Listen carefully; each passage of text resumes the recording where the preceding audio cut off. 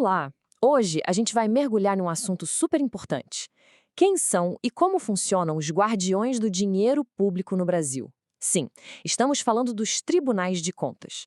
São eles que ficam de olho em como cada centavo dos nossos impostos é gasto.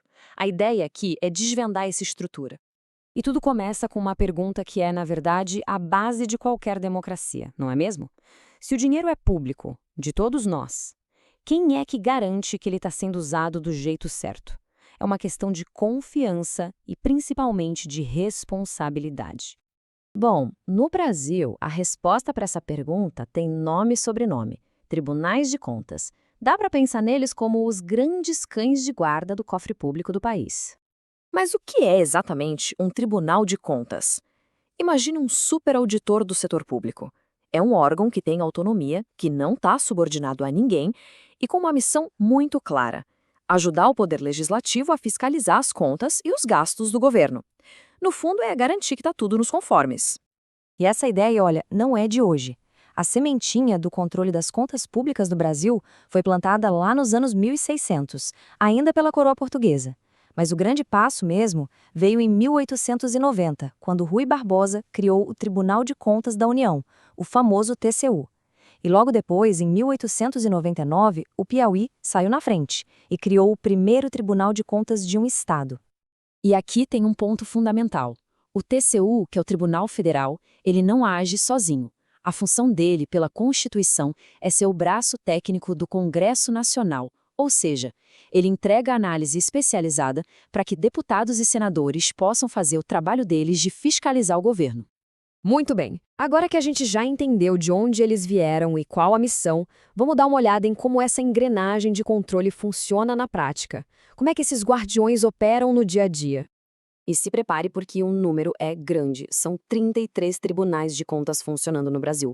Isso mesmo, 33. A gente tem o TCU, que é federal, um para cada estado e para o Distrito Federal, e ainda existem alguns em nível municipal, como na cidade de São Paulo e do Rio. É uma rede de fiscalização bem capilarizada.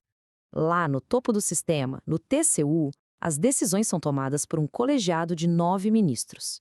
E a forma como eles chegam lá diz muito sobre o equilíbrio de poder no nosso sistema político. A escolha é tipo uma receita com 3 partes, o que é bem interessante. A maioria, 6 dos 9 ministros, vem do Legislativo. Outros 2 são escolhidos pelo presidente da República, mas a partir de uma lista tríplice com nomes técnicos. E, por fim, um ministro é de livre escolha do presidente, só que precisa da aprovação do Senado. Fica bem nítida essa divisão de indicações entre os poderes. Certo, já sabemos quem são e como chegam lá. Mas na prática, como é que esse controle acontece de verdade? É bom saber que não existe um único jeito de fiscalizar. Basicamente, existem 3 camadas de controle. Primeiro, o controle interno, que é quando o próprio governo se fiscaliza. Depois, o controle externo, que é o clássico sistema de freios e contrapesos entre os poderes. E por último, mas não menos importante, o controle social, que é onde toda a sociedade participa. Vamos ver cada um deles rapidinho. O controle interno, que tem esse nome chique de autotutela, é a primeira linha de defesa. Cada poder, seja o executivo, o legislativo ou o judiciário, tem seus próprios mecanismos para ver se as metas estão sendo cumpridas, se as leis estão sendo seguidas. Enfim, é uma espécie de autodisciplina da máquina pública. E é aqui que os tribunais de contas brilham. O controle externo é exatamente isso: um poder fiscalizando o outro. A Constituição diz que o Congresso Nacional tem que fiscalizar o Executivo, e ele faz isso com a ajuda indispensável com o suporte técnico dos tribunais de contas. E para fechar, temos o controle social, que é a alma da democracia. A Constituição garante que qualquer pessoa, qualquer partido político, sindicato ou associação possa denunciar irregularidades direto para os tribunais de contas. É a nossa participação ativa na fiscalização. Tá, depois de entender toda essa estrutura, a pergunta que fica é: e daí? Qual é o impacto real de tudo isso? Porque essa rede de fiscalização é tão importante para o nosso dia a dia. O princípio é muito simples e direto.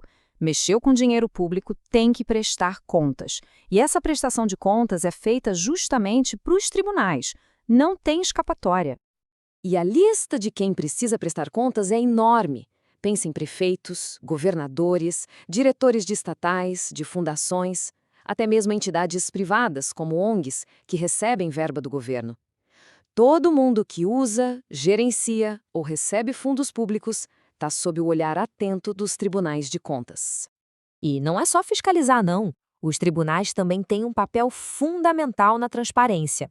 Eles são peças-chave para fazer valer a lei de acesso à informação, garantindo que qualquer pessoa possa saber como o dinheiro público está sendo investido. No fim das contas, a conclusão é bem forte. Sem esses órgãos de controle, a própria base da nossa república e da nossa democracia estaria em jogo. Eles são, de fato, uma garantia institucional. E a gente termina com uma reflexão. Pense bem, com orçamentos cada vez mais gigantes e gastos do governo cada vez mais complexos, o papel desses guardiões se torna ainda mais crucial, não acha?